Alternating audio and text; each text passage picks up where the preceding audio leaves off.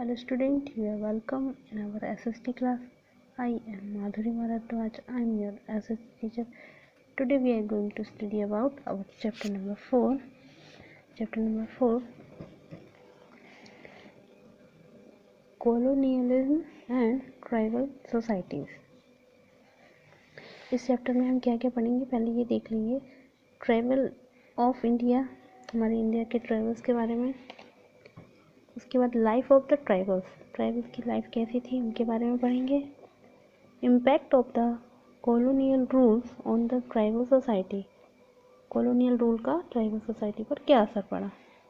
इसके बाद Mundas rebellion, then tribal revolts in the north east. सबसे पहले ट्राइबल्स ऑफ इंडिया, हमारे इंडिया के ट्राइबल्स के बारे में पढ़ेंगे। ट्राइबल्स मीन्स होता है आदिवासी। Are the group of the people bounded together by a similar language, culture and custom. जो आदिवासी होते हैं वो ऐसे लोगों का ग्रुप होता है जो कि एक साथ रहते हैं और किस चीज़ में सिमिलर होते हैं, उनकी लैंग्वेज सिमिलर होती है, कल्चर उनकी संस्कृति, कस्टम उनके रीति रिवाज, शिष्टाचार, मोस्टली ये सब एक जैसे होते हैं। They live isolated from the main stream of the society, जो कि थोड़ा सा डिफरेंट होते हैं, मतलब थोड़ा सा आइसोलेट होते हैं, थोड़ा सा अलग होते हैं। हमारी जो सीमा से हमारी सोसाइटी होती है ना, उनसे थोड़ा सा डिफरेंट रहते हैं। Tribal communities from a sustainable part of the Indian population. ये हमारी जो आदिवासी जो समुदाय होता है वो हमारी जो नॉर्मल पॉपुलेशन है उनसे थोड़ा सा अलग रहता है। Tribal culture is an inherit part of very diverse culture of our country. ये हमारी कंट्री का थोड़ा सा डिफरेंट पार्ट है। We have studied how the British rule effect the indigenous Indian economy.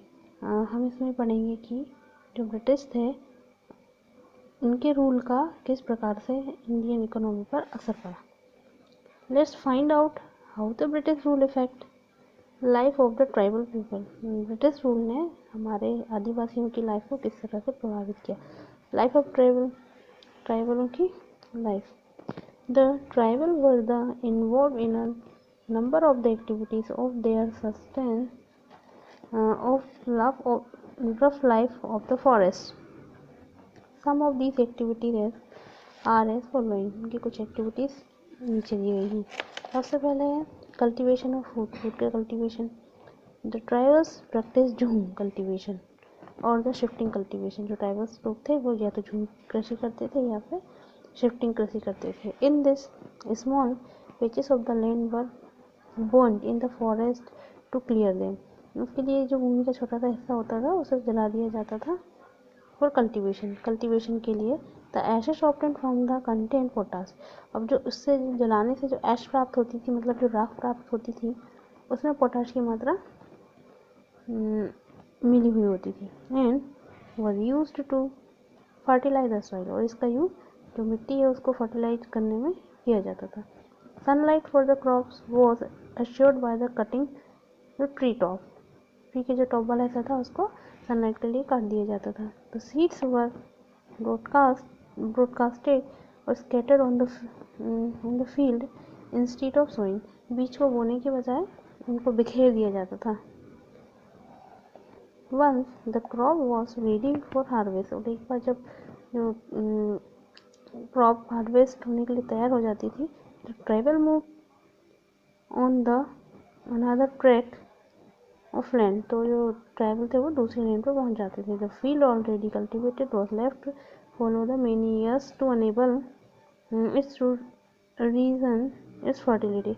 और कुछ समय के लिए फर्टिलिटी बढ़ाने के लिए कुछ ऐसे ही जगह को छोड़ दिया जाता था। This was called the shift cultivation. से शिफ्टिंग कल्टिवेशन कहा जाता था। It was the practice mainly by the tribal of the north east.